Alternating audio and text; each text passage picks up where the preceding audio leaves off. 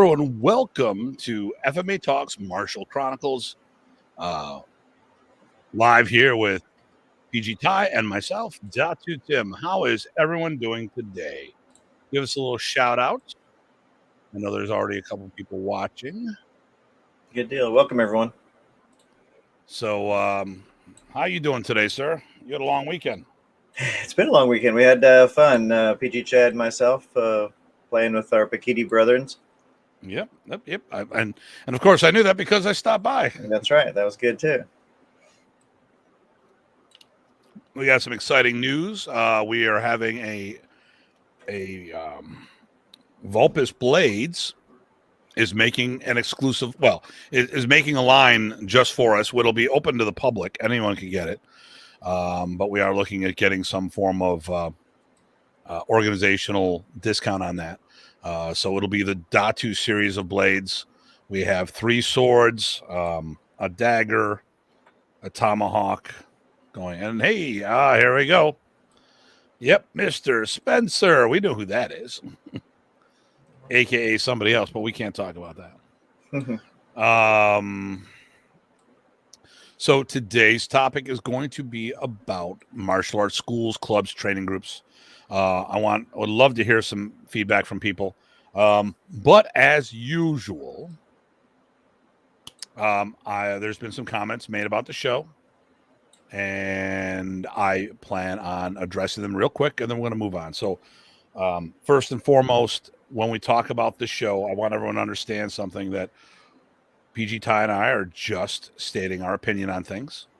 It's not personal. We're allowed to have our own opinions, just as other people are allowed to have theirs. So if people don't like what we're saying or don't think we're interpreting things properly, it's an open invitation, wait for it, for everyone. No limitations.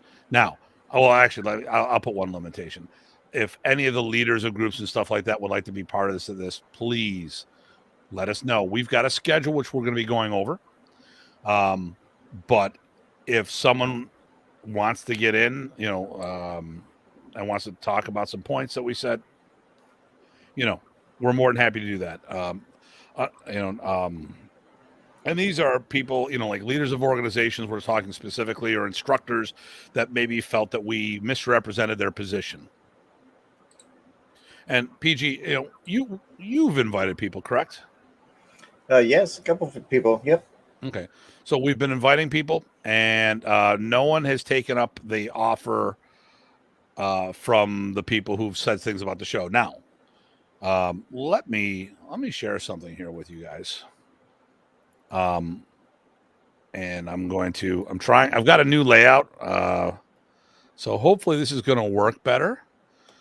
We have a list of our shows till the end of the year. Now we have our dates. Now there's a couple things we're going to talk about real quick. And share on screen. And I'm going to pick this. Not sure how it's going to come across. Yeah, it's not what I wanted. Okay, so okay, that's what I want to do. Can you see that? I can see it. Okay, so right off the bat, this is our August dates and topics. Of course, the camera's right in the middle. So we already did August 2nd, which is Massachusetts Modern Art East with Joe Ribello. Today is Modern Art East schools, clubs, and training groups. Next week, the 16th, will be the relationship between Modern Art East and Balintawak. Master Rich Parsons will be on the show for that. The week after that is Modern East forms, applications, and execution. The 30th will be Connecticut Modern Art East and Frank Schakowsky, which is a cool thing because that's actually a classmate of yours, isn't it? Yeah, in a sense, certainly. Yeah, we both started under Eric Alexander. Yeah. Awesome. So then September, we have openings there's some dates. Okay, actually there are no openings because we won't be here holiday weekends, the long weekends. So like Labor Day weekend, we're not going to do a show. So we'll skip a week. So the 13th will be New England Modern Art East with Lauren Therian. We're going to do a thing on the 20th, Texas. Texas Modern Arnis will be a series. So this one will be done with Ed Kwan and his involvement in there. On the 27th, we're going to be talking about Buffalo, Modern Arnis, Buffalo, New York. The development, how it started, and where things have gone from there. In October, there's a couple things. Nothing. These are the dates tentative. The 4th, we're not sure about. So PG Tye and I actually work with a group called Sheepdog Combatives. That Tuesday through Thursday is our contract to work with the Virginia Police Academy. So we need to. I'm not sure if I'm going to that one or not. If I don't go, I'm open to do the show, but I don't know if that's going to affect you. So if you're going to need the time off the prep board, then we won't do the show on the 4th. So I have openings on the 18th and the 25th. We have openings all of November, 1st, 8th, 15th, 22nd, and 29th. And then the 13th. Oh, that's wrong. The 13th and the 20th is not that. I was in the midst of editing stuff, and I mixed that up. So these 3 weeks, well, actually the last 2, there's something already scheduled. I'll wait till we get that done. So, but what we wanted to do is get on top of things well in advance, so people know if there's a particular show you want to watch. I'm looking for my window here. I cannot find. I love technology when it works. Oh, I had to pull up the screen major here. Okay. Wow, that was weird. Do we like that look, or do we prefer this look? Anybody? They both have their pros and cons. Oh, there we go. That's so much better. Focus on the proper content here. All right, let's go back to here. So let me see. We've had Larry hopped on and said hello. Excellent. Hey, Larry. Scott. I know Scott. And Mr. Lyman hopped on. Lyman. The main connection. Okay. So before we get into this, I want to talk about something. So Bram Frank made a statement recently about Dan Anderson's book, and I'm going to be making a public statement on this, but it will not be on this show. It will not be on a Modern Arnis platform. It'll be on Datu's Corner. Hey, Frank, how you doing? Whatever I say, I don't want it to reflect on FMATalk or my co-host, PG Tye.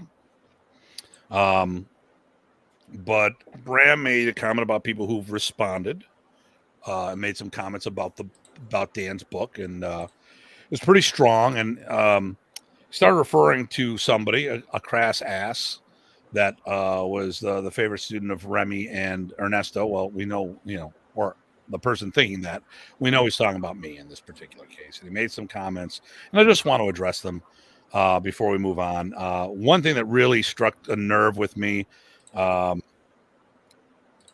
we're talking about purity of the art. He made a Nazi comment towards me, and I'm German, and I'm proud of my German heritage. But my family came over at the end of the Civil War. I mean, we weren't part of that, and I just, you know what? I don't know why we had to go racial on anything. I'm really, really disappointed on that. But the things he talked about was the fact that that I was teaching allegedly Paul Vunak's knife work. I've never met him, never trained with him. I've never seen any of his blade work. The knife work I was training, Remy was present when I was teaching the material. He had me teach at multiple camps.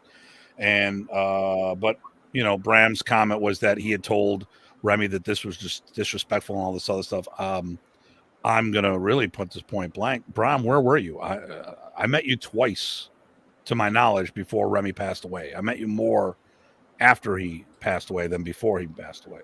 You came to a seminar I hosted of Remy in New York, and I saw you at the end of a seminar at Triangle Kung Fu, and you showed us the plans of your Gununting and stuff, the mechanical drawings on that. I mean, where were you? I mean, to be honest, no. And I just hear all this stuff, but like, about 96, when there was that lawsuit and there was that letter that allegedly stripped you of rank, you disappeared. I've got a copy of that letter. I'm more than happy to share it with someone if you want to look at it and make sure. But um, you've had to put a bunch of misinformation out there for a while, and I'm really getting sick of this. I mean, like I said, Remy had me teach. I mean, ask Chad Doolin. Chad Doolin was at the Tucker camp where Remy had me teach not only a special forms section, but a special knife section. And then at the Orlando camp at Bruce Chu's, he had me teach the forms, and then when I was done, he had me teach blade work, while everybody else was doing tappy that needed to work on that stuff. He had me do blade work on one of my tests. So Remy had seen this stuff on a regular basis. So I don't know where you're getting this intel because you weren't around. I just assumed you had your own thing going. And I mean, but how do you comment on things that you haven't seen? So that's, the usual comment from Datu Tim at the beginning of the show, dealing with responding to comments about stuff. Like I said, probably later this week, look at Datu's Corner. I will be posting a video addressing my thoughts on the book. And that's about it. So I don't have anything else to say about this, unless you wanted to chime in, Ty, or did I pretty much cover everything? I don't have anything to add. It's messy sometimes. Okay. So I got to thank Janice because she saw one of the shows, the rebroadcast, and she saw me eating the whole time. Now she packs me a lunch. I've had 3 egg rolls today, and the week before she packed me sushi. None of the stuff that you eat, Ty, but it was still nice to have it. So let's get into it. Today's topic is about clubs, schools, training groups, stuff of that nature, personal trainers, stuff of that, and I've had a bunch of problems talking to people, and I had, and I came, the things, I think people's understanding of what we talk about is a little different. I want to work on a nomenclature that we can understand versus just playing things out. What would you like to start off with this on this there, and then? Well, I guess I could pop in with just a couple of things. So I've been involved in a few layers, right? So if we do a group of things, and I've done 2 different types of clubs, one university and another hosted at a friend's dojo, right? Hanshi Montoya's dojo in Bryan. I've done private lessons, of course, and then of course I have a training group now, which is what I currently do. So that kind of spans a gamut of things, and then it goes in, what do each of those entail, and maybe we'll get into that shortly. But that's sort of I'll be talking from those backgrounds, from the 2 types of clubs, private lessons, and the training group in the park. Great. Direct experience. So, we talked about.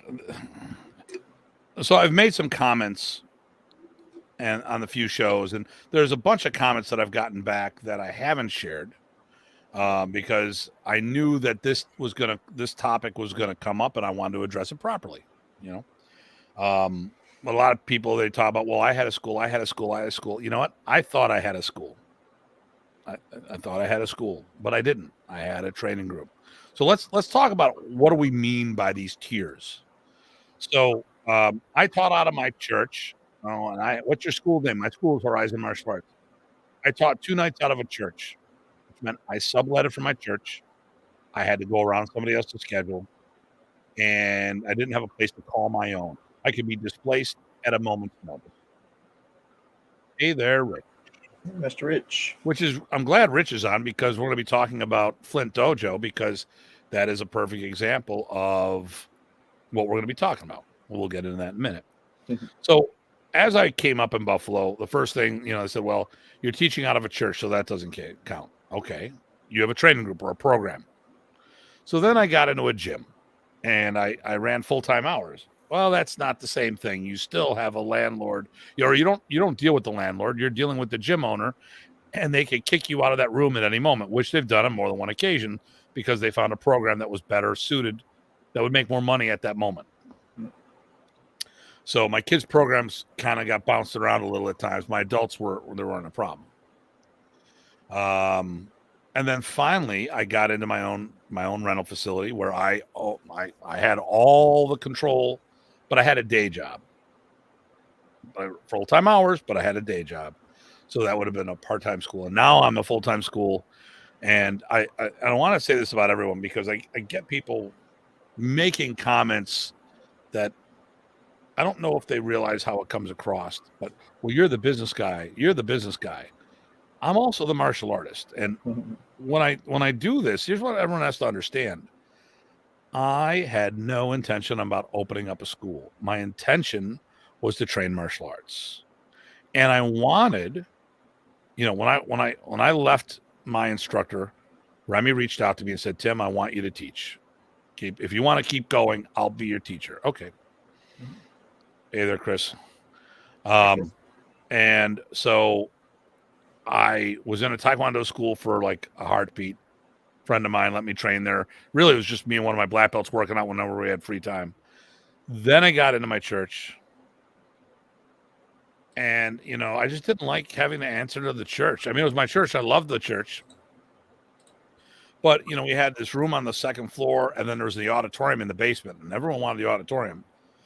And they said, oh, when people aren't using it, you could use it. Well, I'd go downstairs, and 9 times out of 10, it was in use. When the room was fine, but having a huge auditorium, that's so much better. I moved into a gym, had more control, but of course it closed in the middle of the night on me. And then I got my office suite. And actually that worked out the best for a while. I expanded to 2 office suites, and then I moved into the plaza. This whole thing was to have control of my own fate. It had nothing to do with being in the business of martial arts. But to get to where I am today, I realized that you have to run this professionally. I mean, even non-for-profits have executives that work for them, professional bookkeepers and stuff to keep things open. And for those who are teaching out of their backyard, everything's fine until someone gets hurt, and then lawsuits start popping up. So at a bare minimum, you should have insurance to protect yourself, because everyone's friends until they're not. So, but I mean, that's kind of the evolution. Now, I want to talk about each tier. So what do so the way I look at it, like when I was in my backyard, because I used to teach out of my backyard, that was at best a home Joe. And actually that's what Craig took. But PG Craig converted his garage into a nice dojo. We've both been there. It's an amazing, actually his home Joe is better than most dojos. Yep. But it's not a school, it's a home Joe, which goes into club or training group. I mean, it's structured as a school, I will say that. Could I have it? I don't know. Do you have a big enough garage? It's like a 2+ car garage, but totally laid out, plus with some front room. So it's pretty big. Wait a minute. How come? Wait a minute. How come when he posted oh, okay, he just changed his profile. I've got on his picture, on the one above it shows the glasses one. One of them's the imposter. One of it, yeah. Well, it's 2 Rich Parsons. Oh my God, it's Rich Parsons squared. We're in trouble. So, do Filipino martial arts schools, let alone modernity schools, exist? I guess that's the question. I haven't seen one okay, I started one and I own one. I haven't seen any others. So let's be, I guess, specific. So you're talking about, if it's FMA school, that would be what it is, paying its own bills, right? And that's all. And that's all it does, really. That's the primary. That's the thing that it does. I know of a couple FMA schools, but I don't know any modernity schools other than my own. And this is not an attempt for me to pat myself on the back, okay? Because we know sooner or later someone's going to watch the video and say, because that's what they do. Well, it does set things up for different responsibilities and control, like you said. But responsibility is a big one, and that puts a little different light on things. So when I was teaching my first club, Remy said, "Hey, you'll start a club at Texas A&M University," and I said, "Okay, I guess I will." Really good thing he did for me, and the university provides its own insurance, right, for the school clubs, which is great. Yep.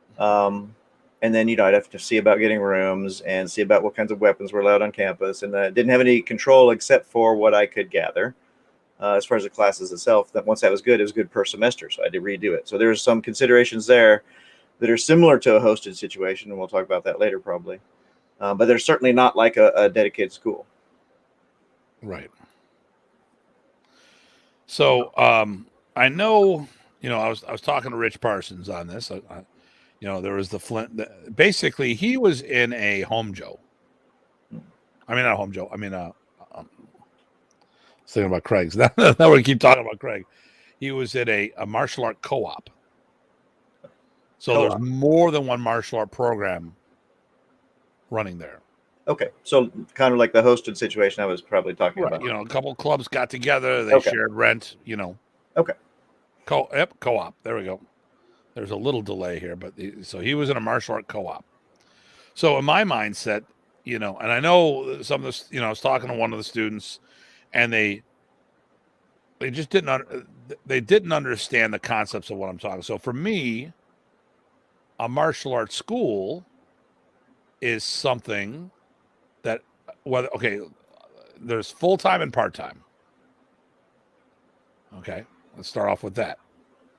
The difference is, like, let's say full-time would take care of the payroll of the people there. Part-time, the person has a day job and might get paid.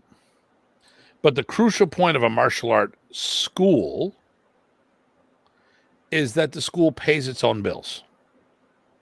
The instructors may donate their time. That's another topic. It's a long time to get things up there and running. But when it comes to say the basics, the school is not being supplemented by the owner's pocket. Now, I'm not saying, there's some martial arts schools that have done that temporarily where they had to reach in the pocket to make things happen. But the mindset here is that, do you have a brick and mortar location, which could as simple as be an office suite? It doesn't have to be. I've seen very successful schools in office suites. But the thing here is they had it 24/7. They didn't have to worry about somebody else's schedule. It paid for itself, utilities, insurance, everything needed to keep the place open, save maybe, with the exception of possibly the payroll. Like I said, maybe the person's donating their time. Maybe the person doesn't want any money because they just want a place for them to train. Which is how I started. I was very fortunate that I was able to take my passion and turn it into my profession. Okay. But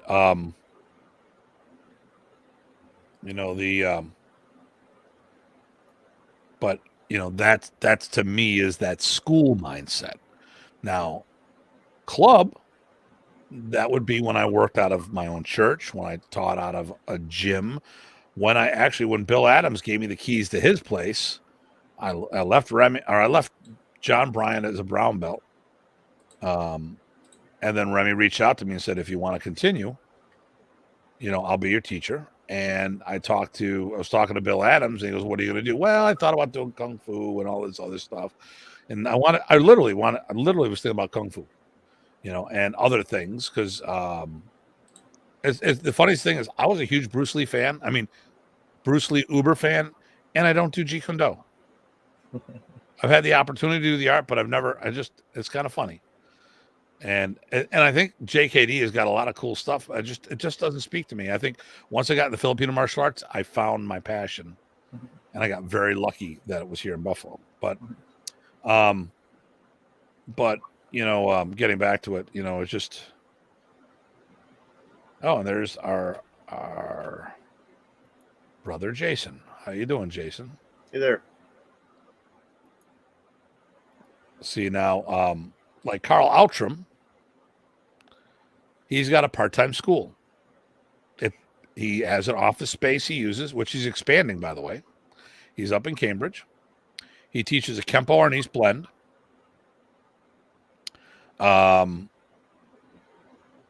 The pandemic's hurt him, but they're working on that, But prior to this and after this, he should be at a point where he's not paying for the facility. He's just donating his time, and he's not trying to make money because he was part of a Karate for Christ program to begin with. So he's but that would be, he moved it up from a club to be a part-time school. Before he said, I don't care. I just want a place to work out of, and I want to be able to do it close to my house anytime I want. When he was doing the church, he had to work around their schedule, and it wasn't close to the house. Now it's 10 minutes from the house. He can go in there any 24/7 workout. Save any of the COVID restrictions, that is.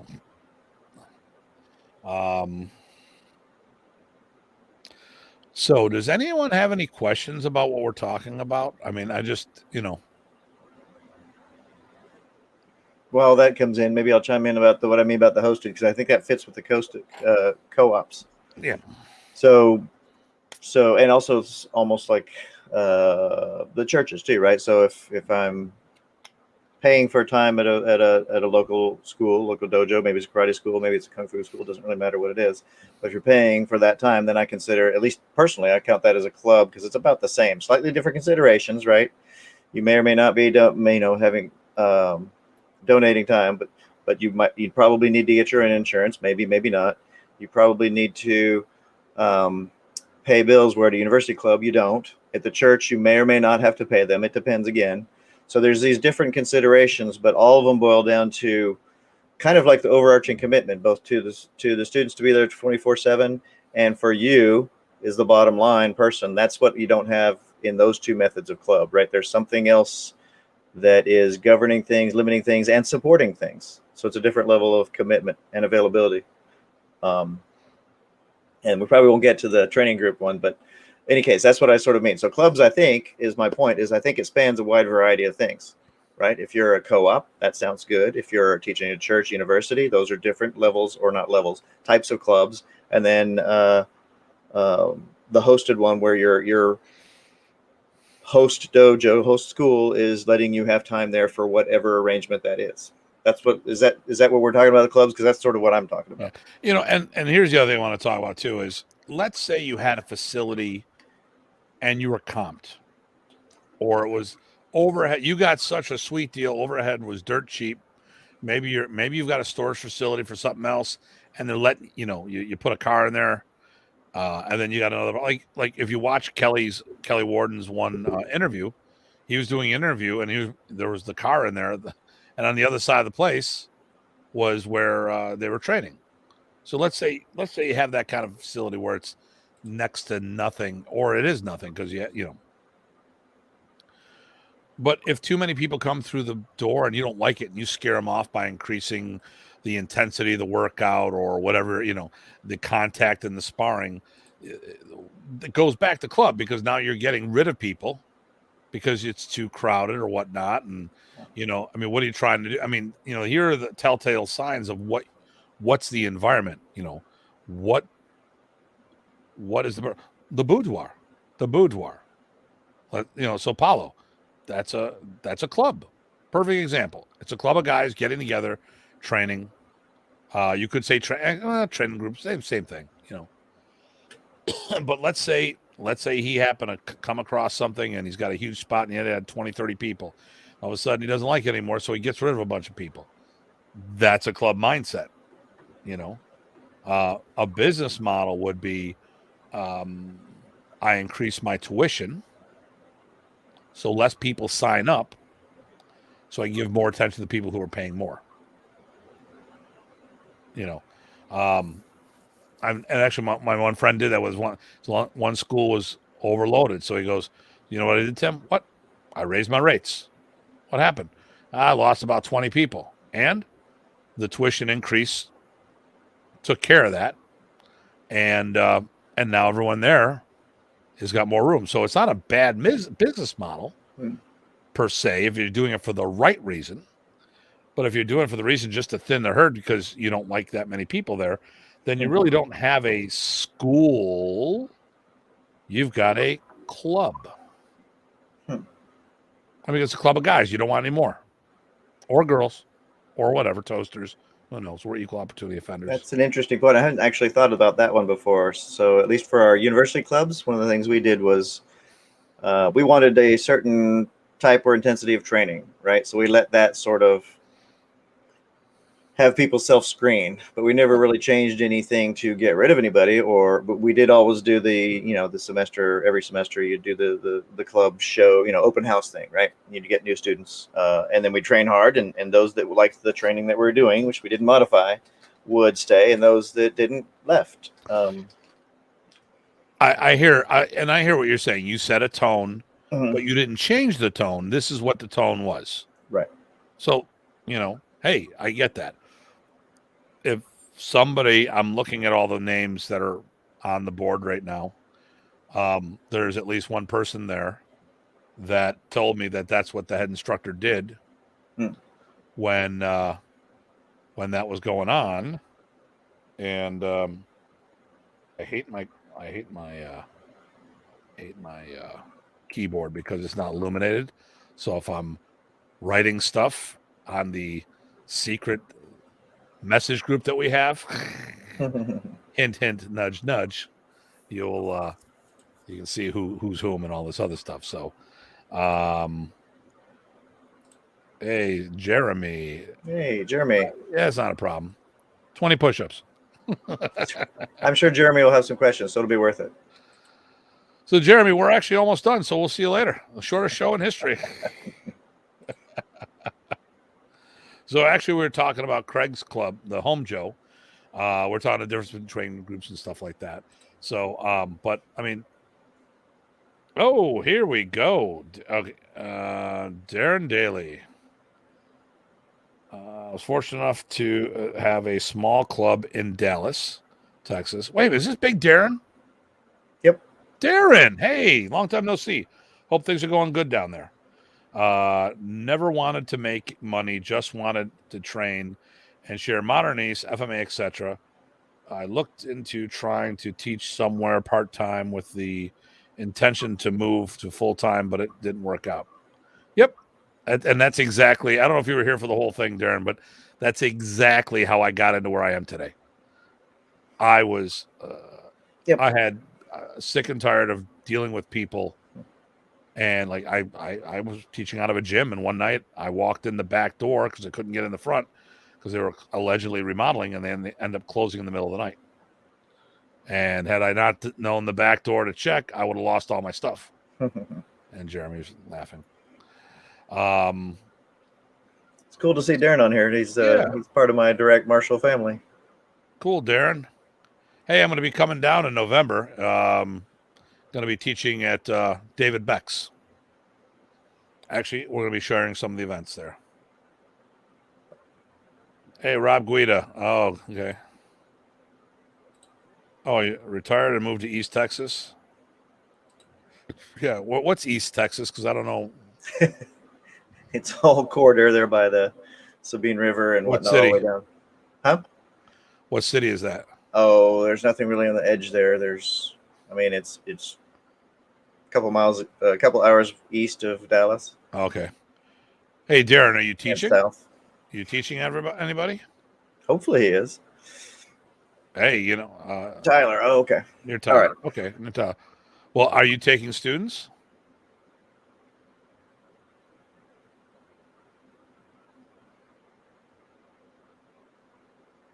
I don't know what the delay is. Well, while he's typing, so yeah. I mentioned he was in Marshall. Oh, okay. Not currently. Okay, all right. Well, okay, he's not taking students at the moment, but what I will say is this.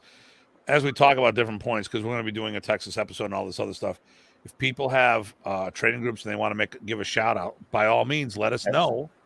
We're more than happy to go, hey, check this out if you're out in this area. So, Darren, if you do start picking up students again, feel free to let us know. We'll make an announcement on the show. Certainly. But you were about to say, and I cut you off, Tom. Oh, I was just going to say, since it's nice to see him on here because his teacher, or at least one of his teachers, started with me in Bryan College Station. So that's always really cool. Yep, here we go. The home Joe is very awesome. I'm kind of spoiled, though, being a member of the 2 clubs. Yep. Yep, there. And no problem at all. Yep. Don't talk to... Listen, Rob, do not encourage the Arnold. Do not encourage Jason Arnold. He'll take over the show. And listen, we're looking forward. We're looking to bring people on the show by all means. All right. Can there be a full-time martial arts school? He's going to keep mentioning Jason Arnold. Shut up, Rob. Okay. Actually, you know what? I don't even have to look at it. I wonder if I could just kick out Rob. Can I kick out Rob? No, I can hide his comment. Hopefully not. Oh.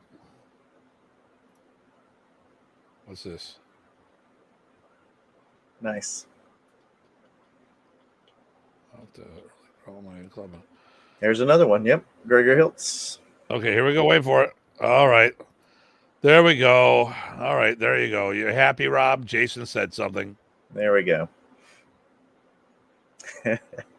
And Jason's the partial artist. Well, we knew that all the time.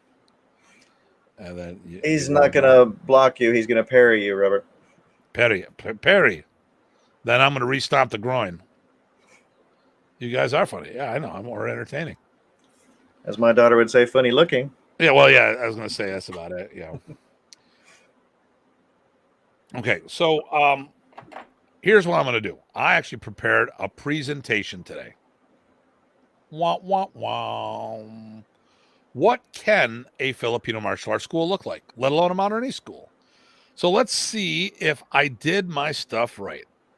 Very true. Okay, very good. So let's see here. He's really saying that you are funny looking. I'm sure that's what he's saying. Yep. Dude, he can bench press your truck, let alone you in it.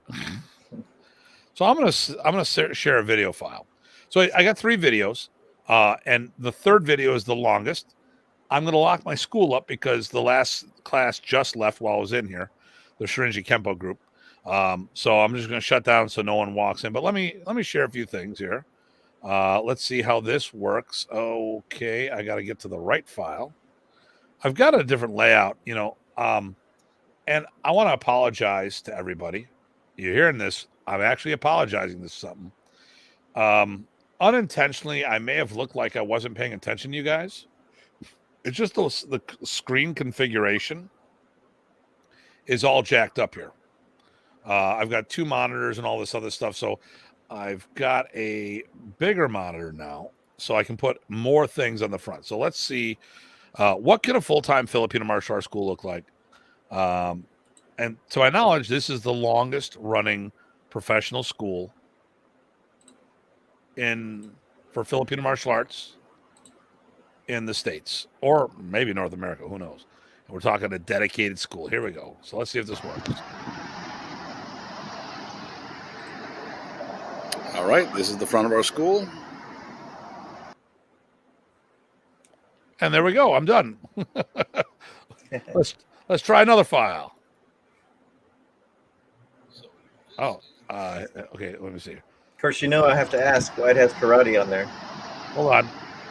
You suck. All right, this is the front of our school. Okay, so why does it say karate? And I think that part of the video is a little jacked up. Oh yeah. Yeah, this may not work as well as I wanted. It might be the streaming. I don't know. Yeah, so why does it say karate? Simple, because no one knows what Filipino martial arts is. If as they walk in, I don't know if it shows that they'll see that they'll see what you mean by it, but that gets their eye. It's quick and big and easy. I get it. Okay, so let's put another video file up and see if this one works. So this is coming. Okay, so this is the main entrance for the building is on the side, not the front. Place used to be a banquet hall. So let's see if this works. So this is the main entrance. It's around the side. It used to be a banquet hall. We've got extra little touches. So as you see, we still have that H. Okay, so this isn't going to work the way I wanted. So, and maybe the file is too large. So I'm going to get rid of the file. Remove from the studio. Remove from the studio. I'm going to share a window. That may be best. So let me do this.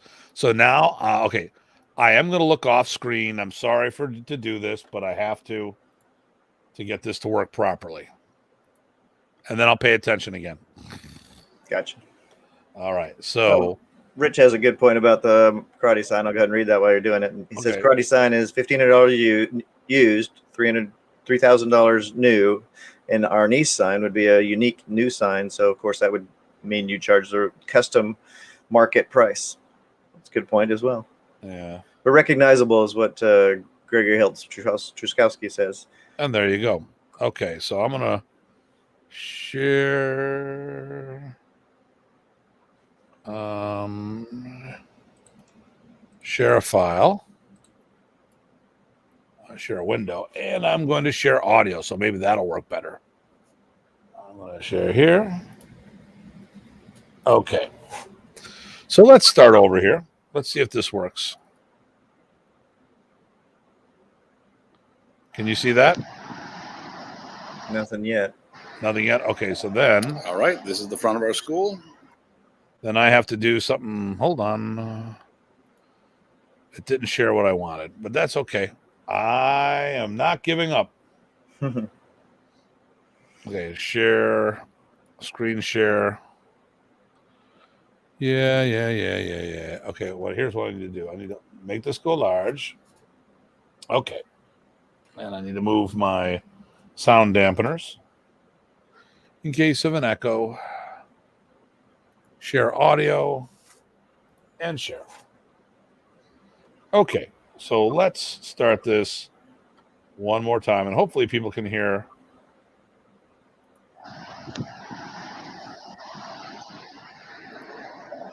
All right, this is the front of our school. All right. Did you hear that? Yep, it worked, and it basically matched. Okay. Much better than before. All right, let's do this one.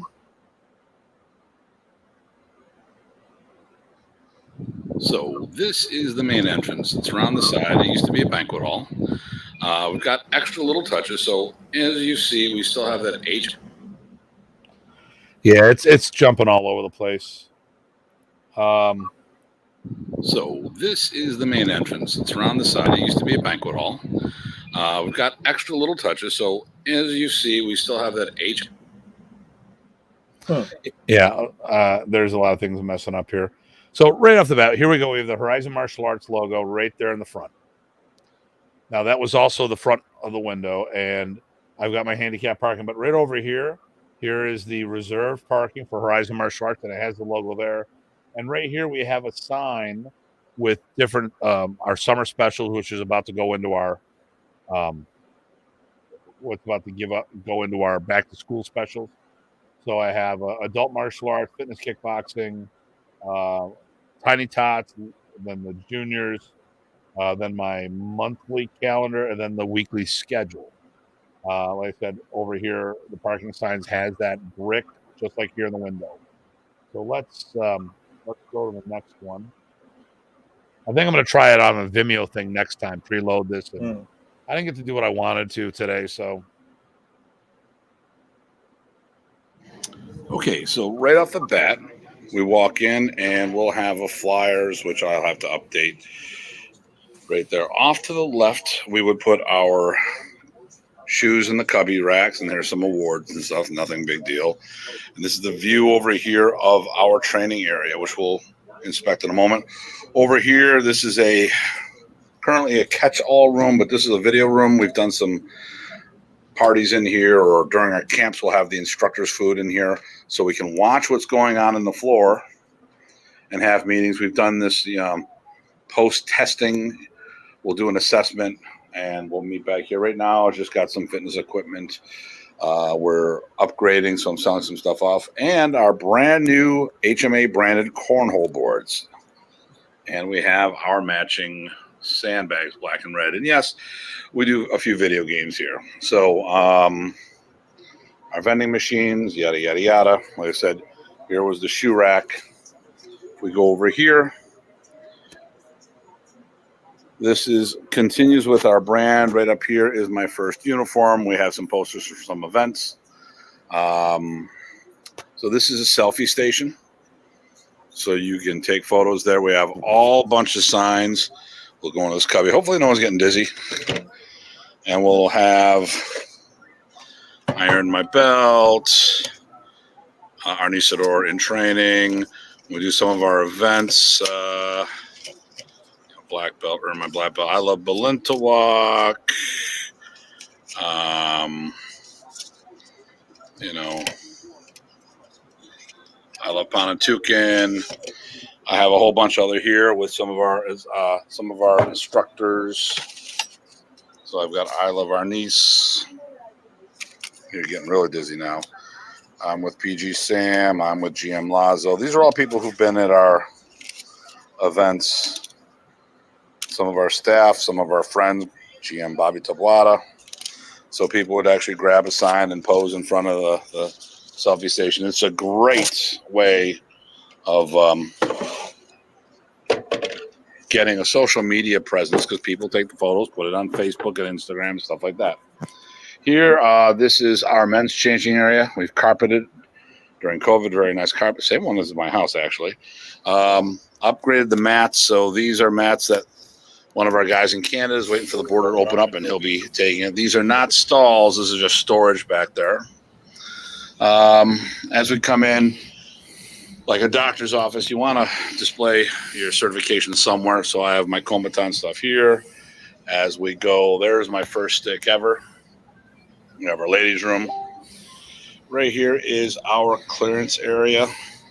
We have some T-shirts that we're selling down, inventory reduction and stuff like that. Grid wall for merchandise, which is crucial if you have no space. Over here, we have our hoodies, brand new hoodies. We have our Punisher FMA. Oh, and look at that, a whole box or whole vat of sticks, although they're becoming an endangered species. You can't find them at the moment. Over here is our check-in area and pro shop. So here's some of the programs we offer. I didn't want to use my photo, but it was the only photo I had as an adult that I had the rights to with a stick in the hand for adult program. That's not a brick wall. It's a slapboard wall with a brick facade. So nice shelving units for all of our shirts there. Over here, we'll have competition stabs. We support our local teams, the Buffalo Bills and Sabres. I'm trying to get something from the Buffalo Bandits, our lacrosse team. Here's some more blades that we sell, some other gear, and our brand new World Modernities golf shirts. So this is our lobby. Okay, so we have a spacious lobby. This is the dance floor. This used to be a banquet hall, so this is where the dance floor was. The TV, when we have class, I have a slideshow going up talking about upcoming events you're going to see on one of our other TVs. So this is the floor. So we're starting here on the left. This cubby, these black things right here, that's a cubby. We'll show from the other side. So I have three training areas. This is all matted with tatami mats. So we have our fitness area. We have cage fitness equipment, medicine balls. We have the Focus Master, which is on the wall. The MMA bags below.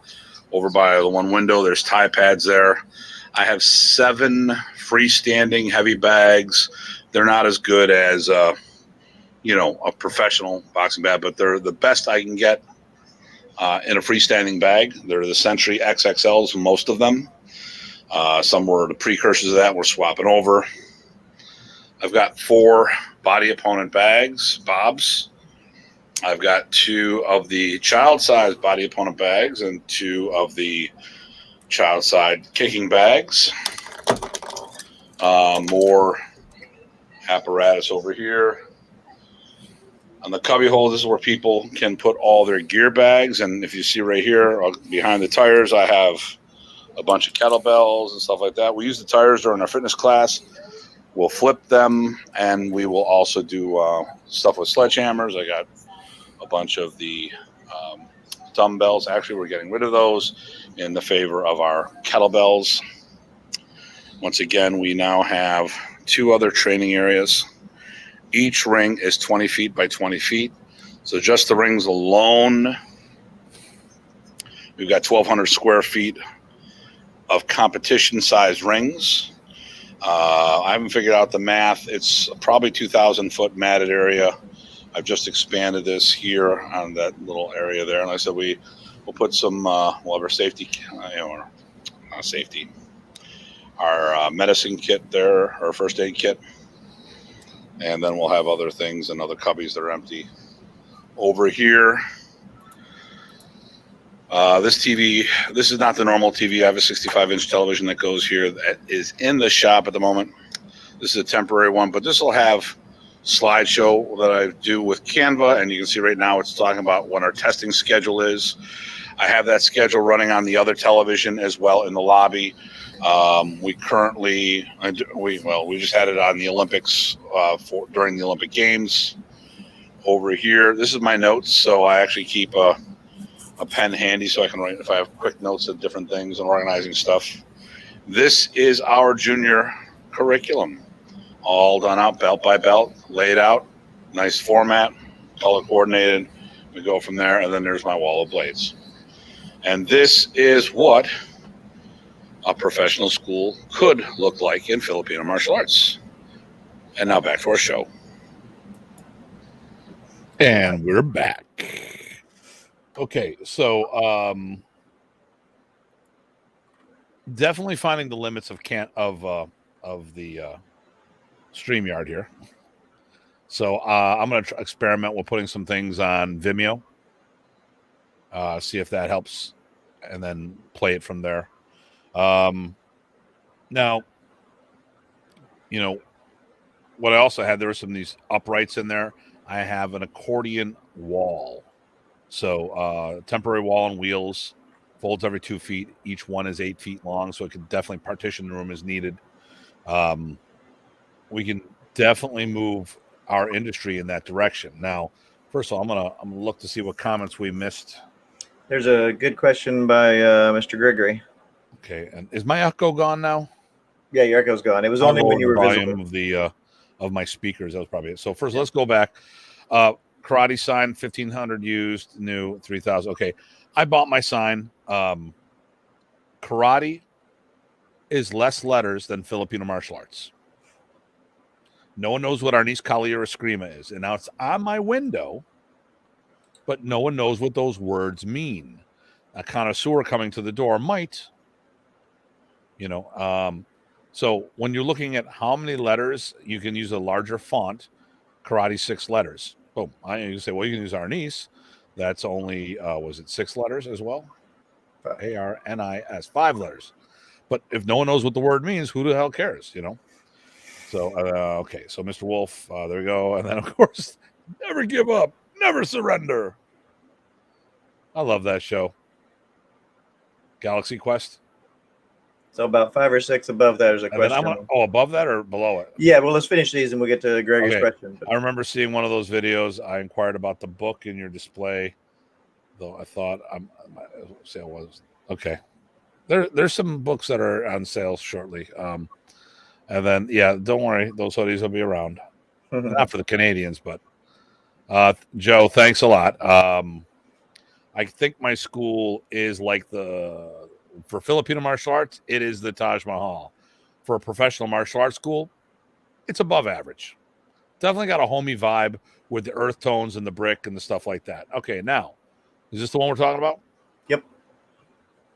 Okay, here's the question that you may have answered. When did you shift from club to business rates?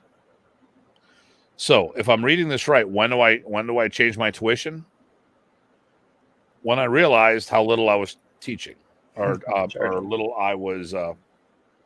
When I found out what the fair market value was. Okay. Well, that and probably when you had more, much bigger bills when you've got your own brick and mortar school. Okay, so this ties in FMA professionals, which is another thing I do. If you are teaching martial arts 2 days a week, thanks, Scott. Todd, whatever. Yeah. Well, actually, now what's that comment about? Mr. Scott is one of our hybrid students. So that 65-inch TV that's missing, I had like the 40-inch, I think, is there. That's where my virtual students come in. So I'll run a regular class and have a virtual attendees as well. Larry Thompson was on tonight. Mm-hmm. So most people just see the floor from one vantage point, and that's it. Okay, so first of all, for those who are thinking about doing a club, I say charge professional rates from the get-go. Know what the fair market value, and here's the reason why. It's not about making money. It's about not losing money. That's what it's really about. But here's the thing. If your rates are significantly cheaper than everyone else, people are going to wonder what's wrong with you. So, hey, Mindy. Well, I think it's also a transition. Like when I had a university club, right? There was none of the funds could go anywhere but for the club, and that was good, and a lot of things covered. So you had a semester rate. When I was a hosted school, I did do low end because I wanted to, but market rates for the area, and that's what I did from the get-go once it was a hosted school club. So I agree. Yeah, and you know what? And here's the thing. Each situation is different. So anything that I'm going to tell you, take with a grain of salt. I need to know all the details. And what I tell one person may be completely different what I tell another. And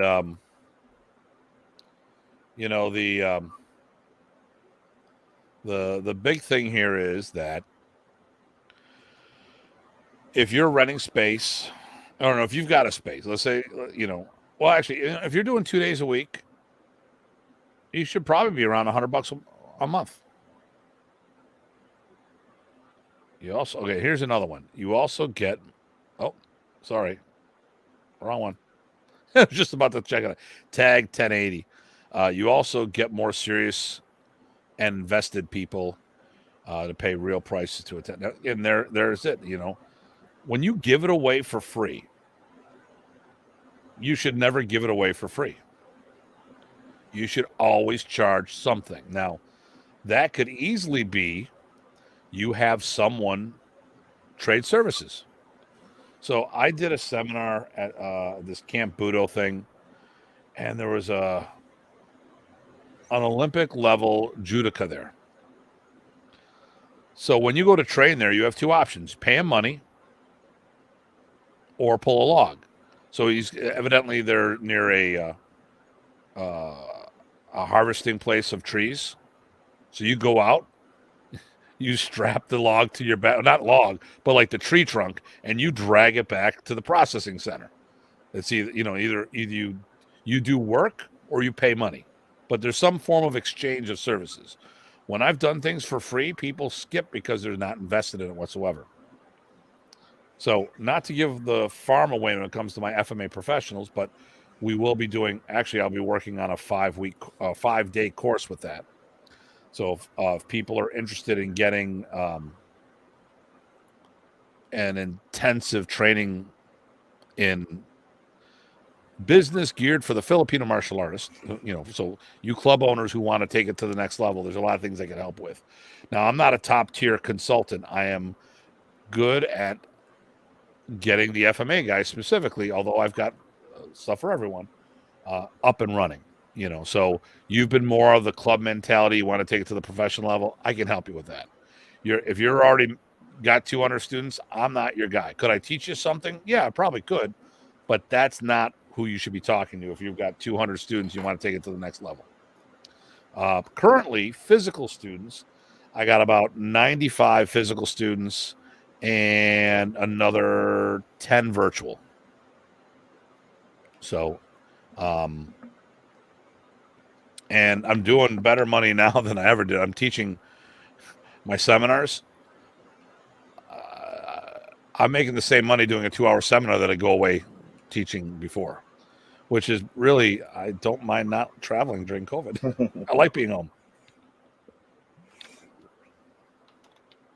But if you're going to teach martial arts, there's a couple things I would say. Even with a club, you should have some form of starter kit.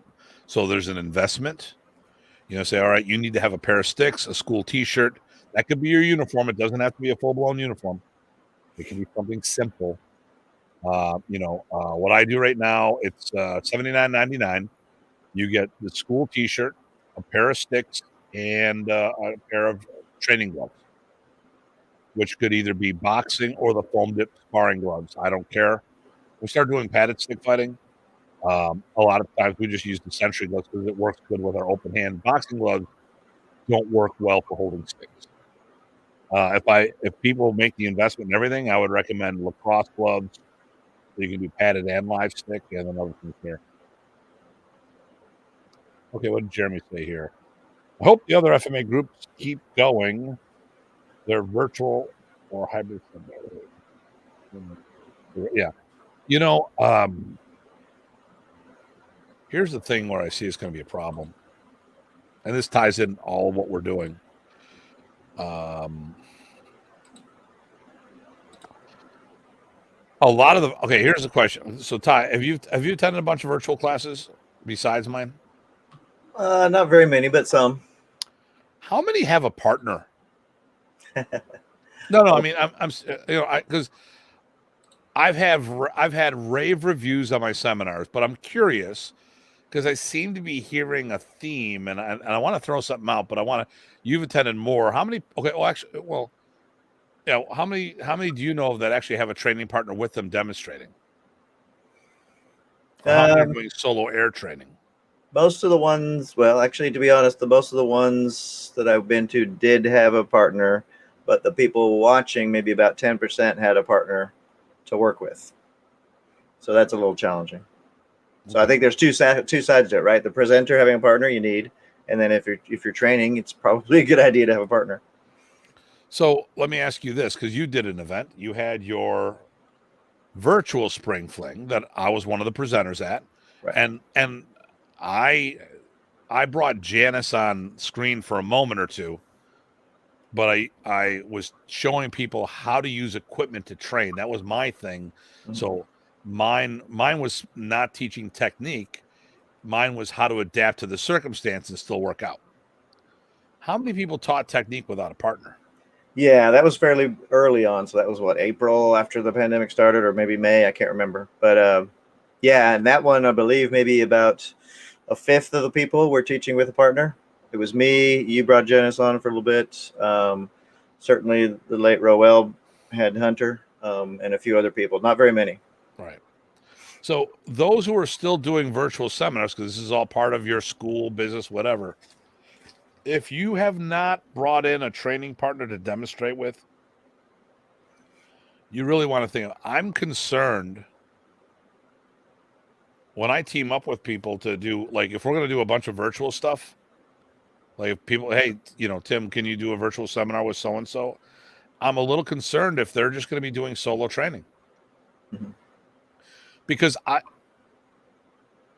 don't want to show anyone up, period. I want us to be a mutually beneficial thing. But if you don't have a training partner and I do, which class is going to be more entertaining or more engaging? Or even applicable. When I did the FMA exchange for the ladies, I had a bunch of my girls show up, and I taught a class with them. And then here's the thing: what you want if you're going to do a seminar, if you like when I do my hybrid seminars, I have my people practice the technique. So this was the lowest attended one that in person this past weekend. I had 2 people. I had Carl and I had Jeff. That was it. Usually I have 6 to 8 people here and then another 15 people online. It's August. Not going to happen, And the way I structure my stuff, you pay 3, get the 4th free. Okay. For that series. Well, at least they had time to pull reps, and then people at home watched them pull reps. It wasn't one technique after another technique after another technique, and I kept the guys right in front. Now, these are all things on how we run our business and keep things going. So, I think there's a lot of good FMA training groups out there, really good training groups. But what's a school? A school is a place that is going to, whether it's part-time or full-time, it's going to pay its own rent. It's going to pay its own utilities. It's yours. You're not sharing space. It's yours. So teaching out of a dance studio or a fitness center, not a school. That's a club or a program or something or a training group. And I'm not trying to be mean. I'm talking about, but when we're talking about stuff, because when I made comments that I was, that I've only known 2 schools, someone was talking about the Flint group. Well, that wasn't a full-time school. That was a co-op. Rich just mentioned it earlier. Rich has been very upfront about it the whole time. Never misrepresented anything with that. Okay, I will say the solo training I have experienced virtually was great. Your format is definitely the smoothest and the easiest to follow. And I didn't even have to pay him to say that. Well, because he didn't say a word. He just typed it. Okay. Ty, how's your Tagalog? Let's see. I think I recognize most of the words, but I don't know what maintain. Oh, my introvert. Okay. Hopefully, Renee, I would love to say yes or no, or looks thank like you, or screw you. Hopefully, all the interviewing is here or something. I don't quite get it. Renee, do you know English? Because our Tagalog is. Sorry. Well, it's not my Tagalog. My Tagalog sucks. All I know is here's my Tagalog. I'm in the shop saying 1-5. Okay, there you go. Yeah, I think it's hopefully all the interviewers or interviewees are here. I'm not sure. Okay. But that's okay. Sorry to go again, but information. Thanks, Jason. Hey, that reminds me. Okay. Yep, definitely. Yep, they do. And you made a good point. Is like if it's not only someone to demonstrate on, but someone who can be putting some reps on the screen while people are practicing. That way you can look and see how people are doing, and they can get the attention and the example at the same time. Yep. Because I know a bunch of people who just sit down and take notes in my classes. You're one of those people. Often, yeah. If you don't have a partner to work with, you sit behind your computer, you make notes, you ask questions, and we talk about it later. All right.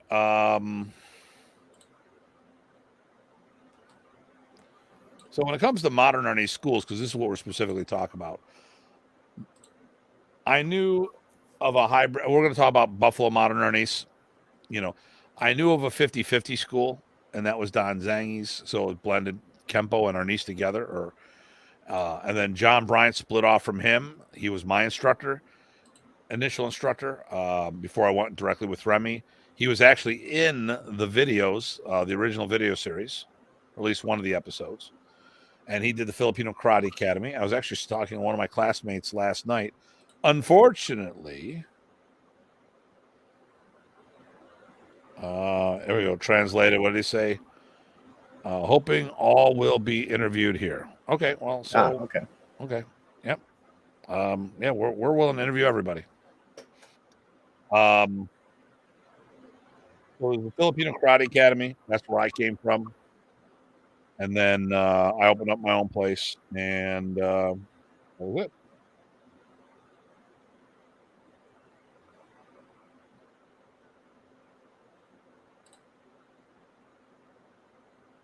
Okay, there's messages coming in. All right. So people are texting me while we're talking and all this other stuff. So it's all good. All good. Bob Fulmer. I enjoy you guys. I'm glad you do. There's one person. One person likes us. I don't know. I don't really have much more. I mean, are any questions on from anybody? It's really, the biggest thing was we were okay. And why do we bring this topic up? Okay, because people were misinterpreting our intent when I make some comments. So I want to make sure how we define a club. So here we go. My exposure, all of my exposure to modern East has been classes at a school, not a modern East school. I assume that is common. It is very common.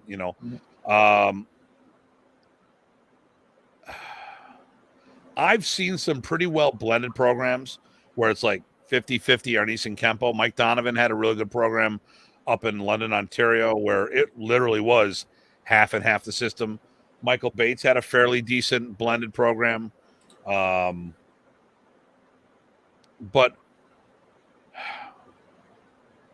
as far as,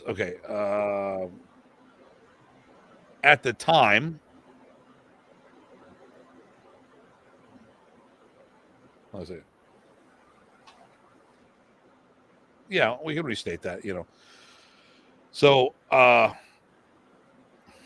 the time of my coming up, I didn't know of any other clubs or schools. Now, after I met Rich, after Rich and I really connected, which was after Remy's passing.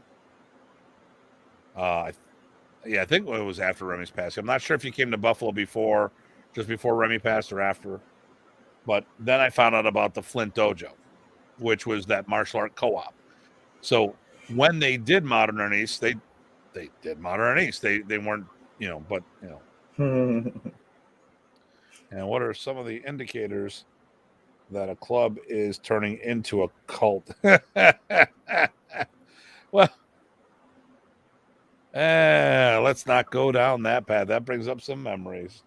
It's actually why I left my initial instructor. But listen, so real quick, club. He's just looking for tips. Nice. You need the cult mindset. Okay. All right. So first thing you want to do is look at, what's a club or a training group? It could be backyard, basement, garage, in a church, in a gym, in somebody else's club, doing something or part of a co-op even, where it is not actually clubs and training groups end up kind of being one and the same. I mean, you might even say they are the same. It just depends on how you want to refer your stuff. They could certainly be in the same bag, I think. And then your university clubs, obviously. LOL, I have some scary Kyoshu stories. Yeah, let's skip the Kyoshu stories. So clubs and training groups are one thing, and then schools are another. The big thing in the school is that it pays its own bills. It may not pay salary. What's this here? Good episode. Okay, okay. All right, we gotta stop with these Canadians. We gotta block them from coming. That's right. Well, aren't they we're not allowing them in, right? So maybe we should shut the border here. Yeah, there we go. Well, actually, we just opened up they allowed. Okay, we can now go into Canada. Okay, but we can't come back. We can't come back. Okay. So I'm sending a bunch of people up there. You go. You take these. Okay. So so it's sort of like the Mexicans, the South Americans coming here, but in reverse. We're shoving them up there. So so you got a club or a training group. You're usually working out of somebody else's spot or in your home Joe or something along those lines. Park. Yeah, park. A school is a brick and mortar location Part-time school, it pays for itself, more or less. Doesn't pay you for salary, but it's yours the whole time. Full-time school pays your salary as well. I was very, very fortunate to take my passion and turn it into my profession. I had no interest in doing this. And really what happened was I'd been teaching free for years. But my seminars started kicking butt and they started getting in the way of my job. And I started making the same money doing my seminars as I was doing there. I mean, while Remy was alive, I was doing 20 seminars a year. After he passed, obviously everyone who was teaching probably got a boost, but I was averaging 30, 35 a year for 2 decades. Seminars and or camps. So, that alone is enough for me to switch over to a different industry. Mm-hmm. But that's why I had no intent. I didn't want to do this. I thought, it'd be cool to be a black belt, cool to have a school, be cool to be a rock star and a NASCAR driver as well. That's the category I put all this stuff into. I figured I was going to be a manager at Advanced Auto Parts, working my way up through there. Because that's where I was working. I had no clue that this was going to end up this way.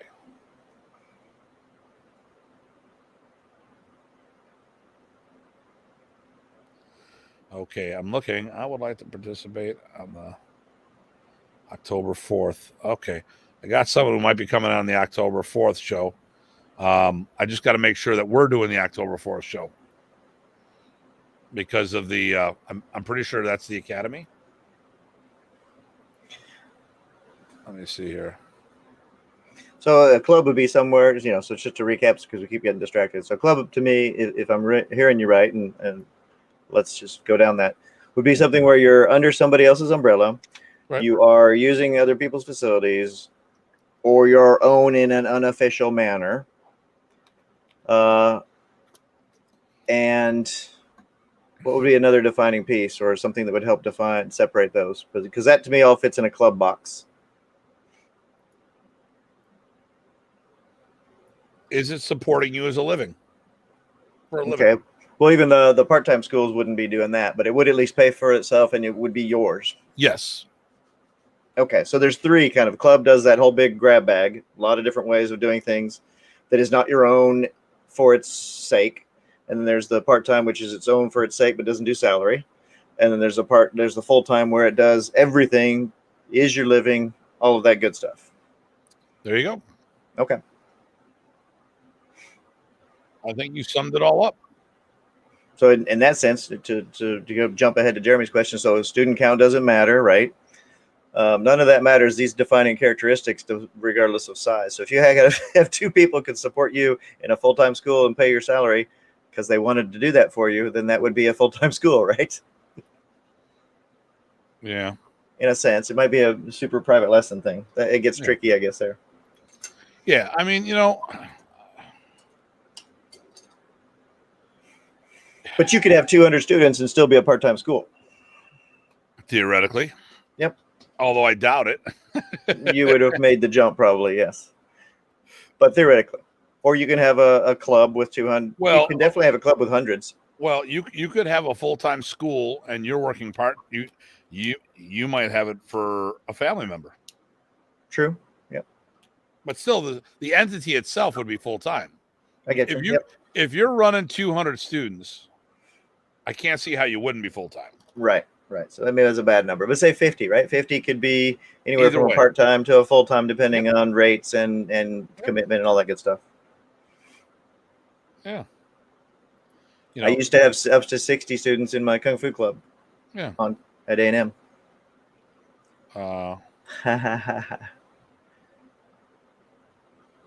Full-time school owners, I don't know of any but Datu here. I'm the only one. That doesn't mean there isn't. I just don't know of any. Yeah, I don't. Well, okay.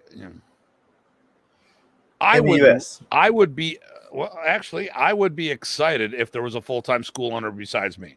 I don't think there's anyone globally. I don't know.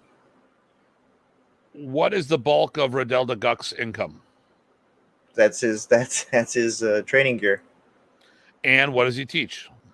Douglas Carnese, he's the head. He's the whole head. Das, Chuck Goss tried to run a school. It didn't work out for him.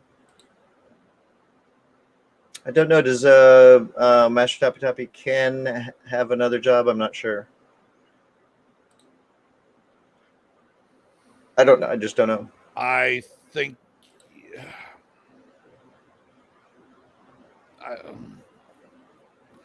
I don't know how much of his school revolves around doing exclusively modernese and how much he still may be doing of his karate. Right. I mean, he is a DKI Grandmaster, so he's got to be teaching that in the pro. I can't believe that he would have gotten a Grandmaster certification there. So that might fit with the thing where we said there's a full-time school and it's got different programs, right? Right. So, gotcha. So I will say that I don't know of any other school besides mine. Sam's working on it, but he's not a Remy black belt. He's not an RPC, Remy certified.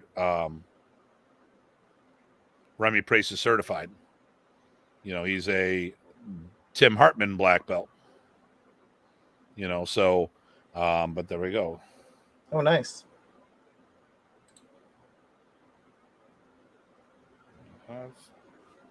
Personal training can be done. Yep.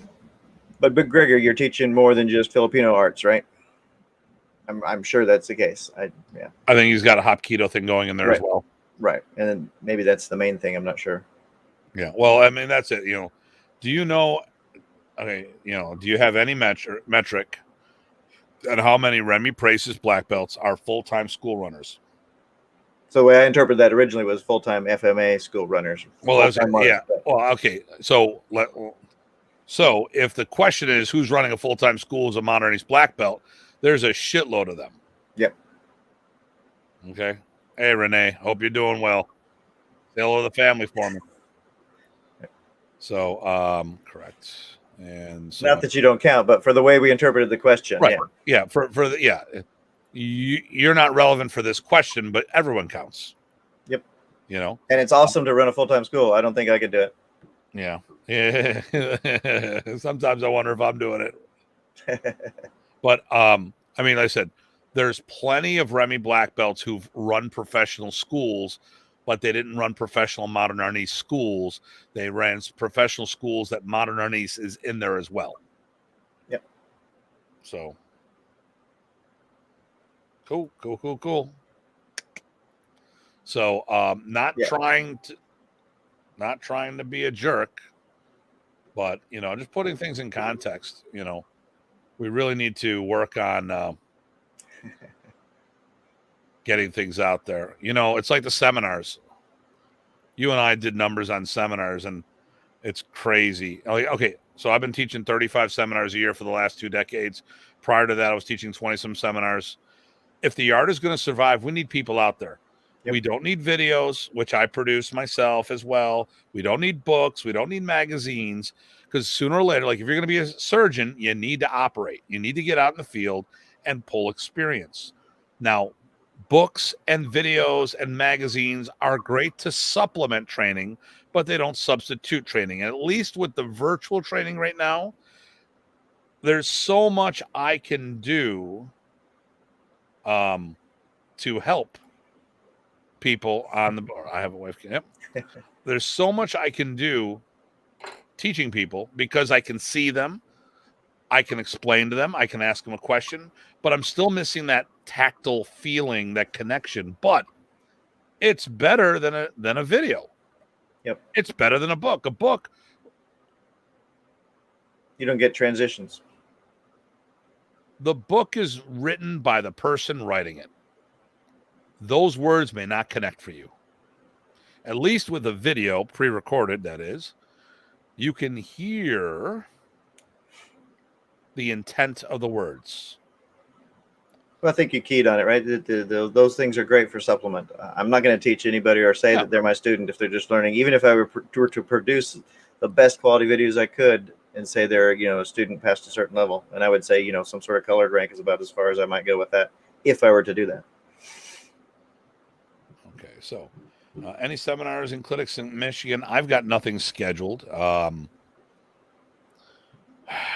don't think anything's gonna, I mean, isn't Michigan on lockdown right now? I don't know. I'd Might love be. to come down. And Jeremy, who are you talking to? Are you teasing? Oh, you're probably teasing Greg. Okay.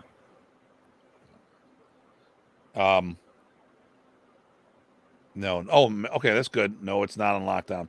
So, I've got nothing scheduled. I did talk to someone,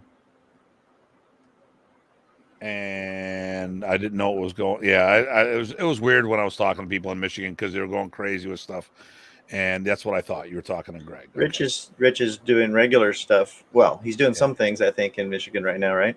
Yeah. Yeah, I don't know what's going on. So I got nothing scheduled. Michigan's been a weird place in general in my past. I love going there, but it's an interesting dynamic with all the clubs. Okay, so we're talking about teaching. So really quick, everyone needs to get out there and do their thing. Everyone needs the help. We need to get clubs out there. We need to do seminars. We need to do camps. If some of this stuff is beyond your ability, then you need to get behind the people. Oh, wait. If you're training for you and you don't give a damn about the art going any further than you, then this is not important. Don't worry about it. It's unimportant. Okay.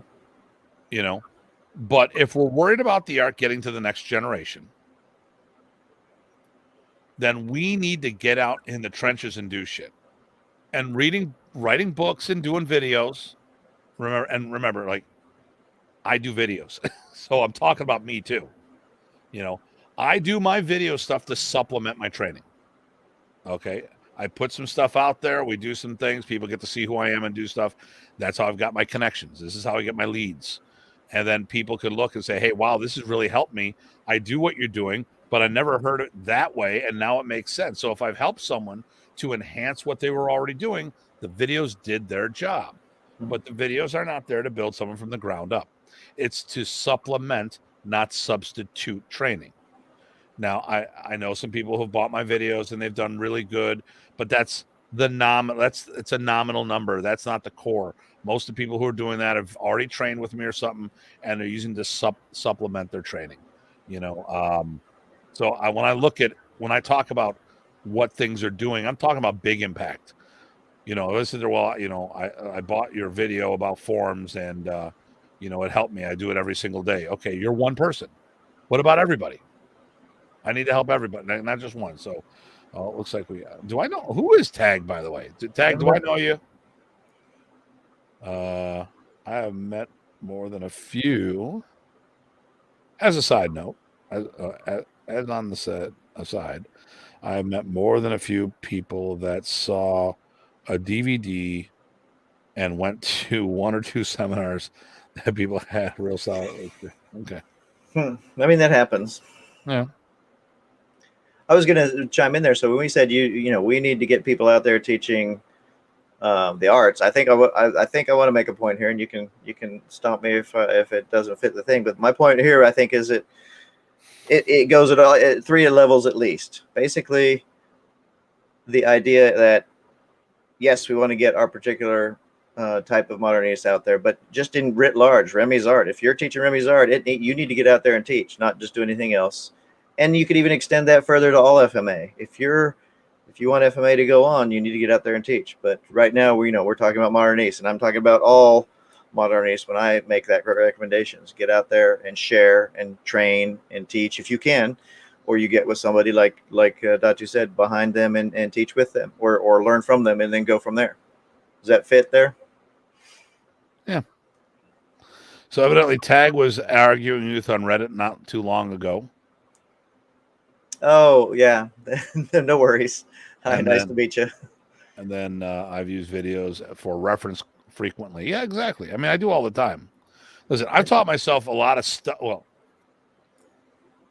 based on with my martial art base, I've used a lot of stuff. I've prepped myself to work with different people. Like before I went to see Mal Morney, I watched a bunch of his videos and tried his material out. Okay. When I walked through the door, I wasn't lost, but I'm not the norm. I'm not normal. you know, I've been training since 1980. Martial art. I started backyard martial artist in 1980. I got into legitimate martial arts in 85. Okay. So that's a long time, you know. So I've had plenty of time to experiment and do things. So, but that's that.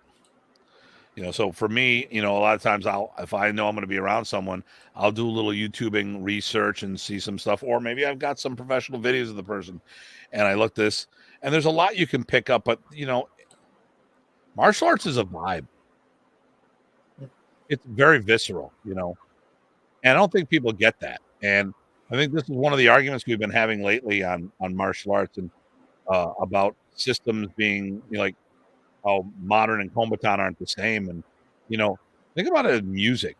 How many different bands? Okay, there's all of these different genres of music. They all play the same damn notes, but the notes don't make it the same music. It's a different feel, like dance. A lot of steps are in similar dances, but it's not the same. How many cars? I mean, we know how many cars are on the road. And to someone who doesn't care, they hop in. You got the tires, the steering wheel, gas pedal, brake. You got your key to start it up. Okay, but to someone who's an aficionado of automobiles, no two cars are alike.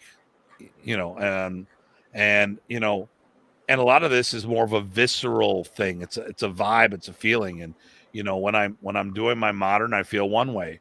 When I'm doing my Balance walk, I have a completely different feeling. But you know what? They're all built on the same angles of attack. They're all built on very similar techniques, but it's a day and night difference on how they feel. And I don't think people are getting that. Well, we've lamented many times that, you watch old videos of Remy, no matter how good they're produced or what he's doing, whether it's a demo or not, it really doesn't do it justice compared to what it felt like. That is my biggest regret. If someone said, what's your biggest regret when it comes to martial arts? Is that Remy doesn't have a good video to demonstrate who he was. Because one, he wasn't that good in front of the camera. Like, okay, the difference between him performing for the camera and just going off while a camera's on were two completely different environments. Mm-hmm. When Remy was on, it was a life-altering experience. Especially if you're the dummy. And, the thing here, Remy did this for real. For real. Mm-hmm. And you can talk about all these top-tier instructors, this, that, and the other thing. How many people did this to protect their lives and their family?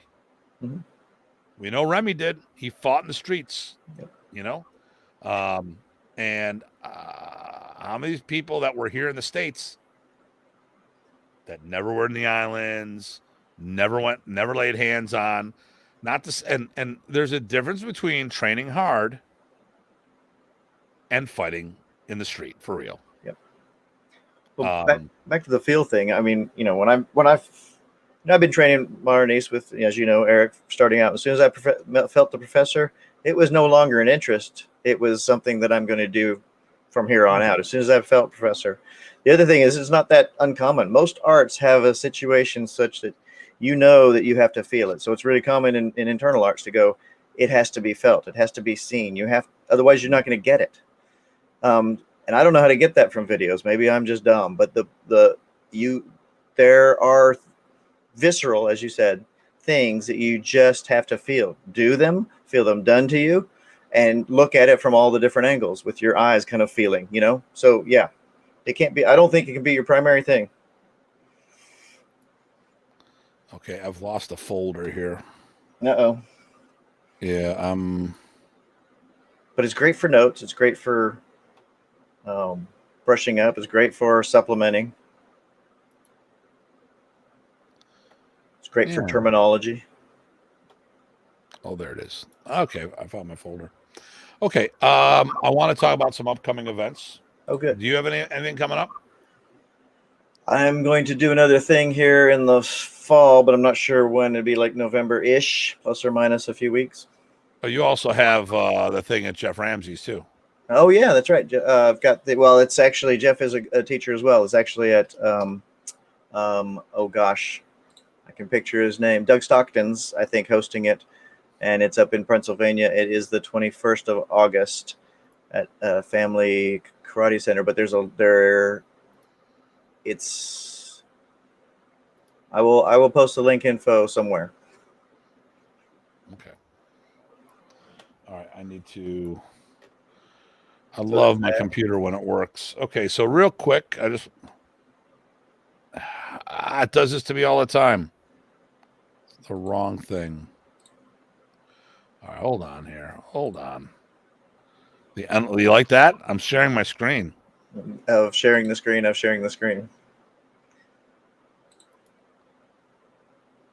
Sean Ritchie put something up there.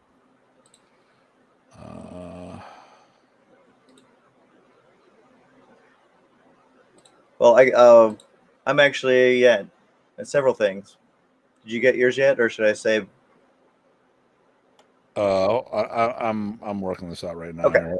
So yeah, the thing I'm talking about as we jump around is August 21st. It's the second annual Valley Martial Arts Family Gathering. It's in Shikellamy Lookout in Pennsylvania, and there's a Facebook page for it under Second Annual Valley Martial Arts Family Gathering. Okay. After that, I'm going to be teaching at the 9th Annual East Coast FMA Gathering, September 18th.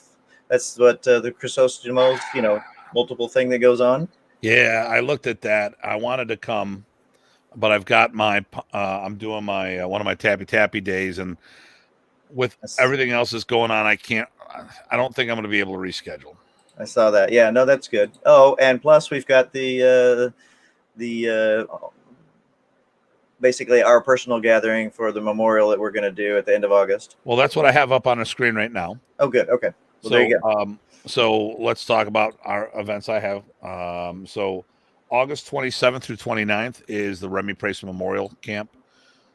On the Saturday, the 28th, is literally the 20-year anniversary of his passing. So this remembrance camp is to, pay homage to our teacher. The restrictions have been lightened up, but now they're talking about remasking again. I don't know what your states are doing. The hotel is fully booked. There's no room. So if you haven't gotten your room, there are other hotels in the area. After that, I will be starting my master's class series on Tappy Tappy. It starts September 18th, unless something changes. That is noon to 2 Eastern time. The following month is phase 2, October 16th. Same time. Phase 3, November 20th. Also, then phase 4 is December 4th. Now, if you do the series, if you pay for 3, the 4th is free. And if you can't attend, you'll still get a digital download of all of the raw content. And November 13th through 14th is the Texas Modern Ernie's Camp. It's going to be at David Beck's School, Elite Martial Arts, or David Beck's in Elite Performance Center or something like that. I don't have that information in front of me. We'll be using his facility. It's a 2-day event, the 13th and the 14th of November. So that is it for upcoming events. I'll go here, and I'll go here, and I've got no more comments, so that's fine. That's the link of the event you were talking about. Okay, so that was okay. You already saw that. Okay, good. Yep. All right. That was what I was going to do. I was looking for the folder because the other thing I was going to look at is what is next week's show. Now, I want to reiterate this show. We're looking for other guests. Next week, Master Rich Parsons will be on. It'll be the relationship between Balintawak and Modern Ernest. The week after that, we'll be talking about Modern Ernest forms, their applications and executions. Why there's a whole bunch of different variations of the same form. And then we'll finish August with Connecticut Modern Ernest with quasi-classmate of yours, Frank Schakowsky. Next month in September, we've got 3 dates scheduled. And then I've got someone who's just asked me about October 4th. You and I got to talk about that because about the Academy. Right. If you're not doing the Academy, then let's pull the trigger on that. I have to see if I'm doing the Academy or not. And that's going to be another time. We're talking about, we will be talking about, are you teaching the police or are you teaching the police? Right. No, that's probably a good one. Yeah, I'm doing the Academy unless the Academy doesn't go. Okay. So I'm leaning towards it. I think I'll have things set up where I'll be able to go. I'm just not sure. Well, if that happens, then we won't do a show on October 4th. And even if I don't go, I know you've got an early morning, and I know how we go. I won't do unless you feel up to it, and just like cut it, our post-show discussion. You tell me how you feel on that. But I've already got a person from Chicago who was playing with the idea of October 4th. Just messages during the show. Okay. All right. Any closing words? I've got nothing. I hopefully this wasn't a problematic discussion. I think we basically talked about a lot of different ways people can get out there and teach and what some of the implications are. Listen, we're not trying to belittle anybody, but as I was coming up, I remember, I have my school. Where do you teach? In my church. That's not a school. That's a church. Okay. I'm in my gym. That's not a school. That's a gym. I'm teaching at this martial arts school. That's somebody else's school. Then finally got my own spot. Oh, but you're only doing it part-time. Then I got it. Now I'm where I'm at today, So when we discuss, it's just about getting the proper nomenclature and context. A school is a school, a training group's a training group, or club. That mindset. So you still could learn a lot in both. You could learn more in a training group. Who knows? But the thing with the school is probably going to be a little more structured, as in a thorough progression between all the students. Where I'm kind of envious of Paulo. I remember the training group days where you could just randomly work on shit and not have to worry about anyone else, just yourself. And that's actually what my Wednesdays are. I do Balintawak on Wednesdays here. And the only people that are allowed, so there's a Balintawak club on Wednesdays, and I don't let people say, "Hey, can I just stop in and make up a class?" Nope, it's invite only. It's for serious. It's not for tourists. It's for people committed to learning the Balintawak. So I really remember the days when I just do shit for me, and I still do my me time, but not as much as I used to. Because I have a bunch of students depending. When you take on students, you have responsibilities to them. So, all right. Well, that's it from me. And I got another comment here.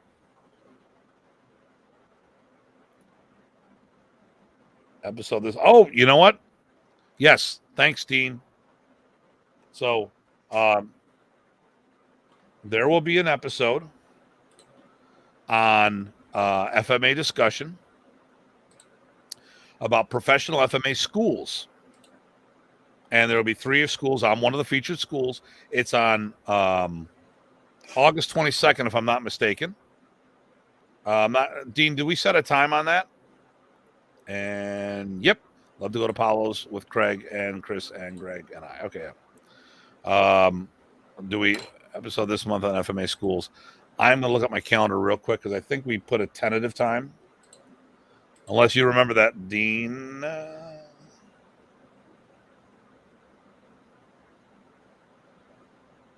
I think we just tentatively talked about. I mean, we've set the day.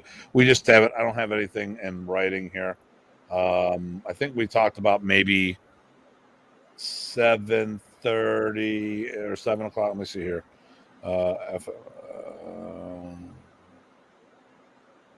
All right, actually, let me do this.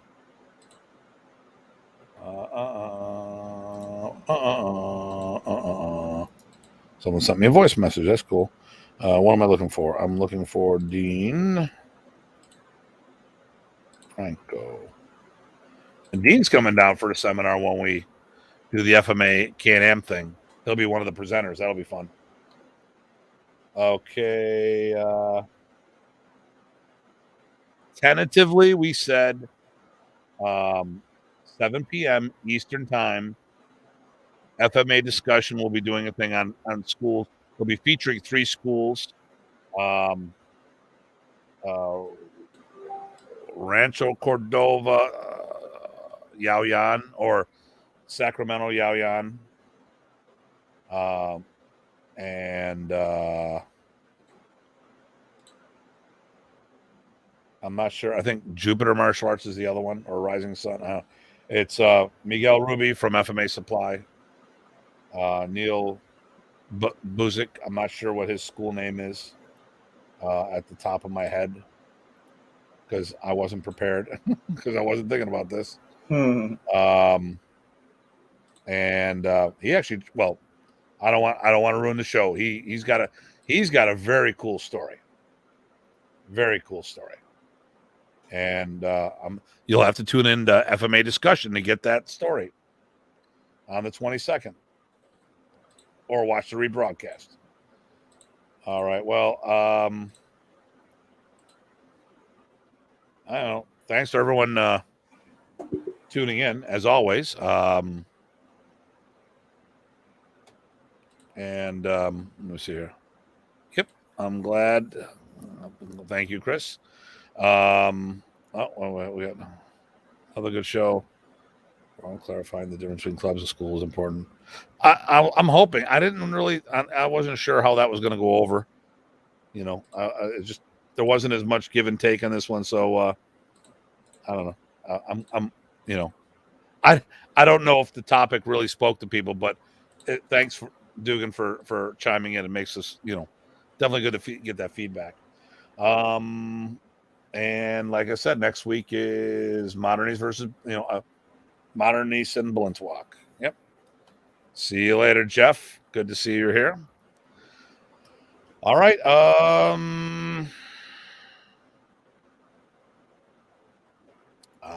As always, everybody stay safe, stay sane. This is Datu Tim and PG Tye saying thanks for tuning in, and we'll see you next week on the next episode of the FMATalk Martial Chronicles.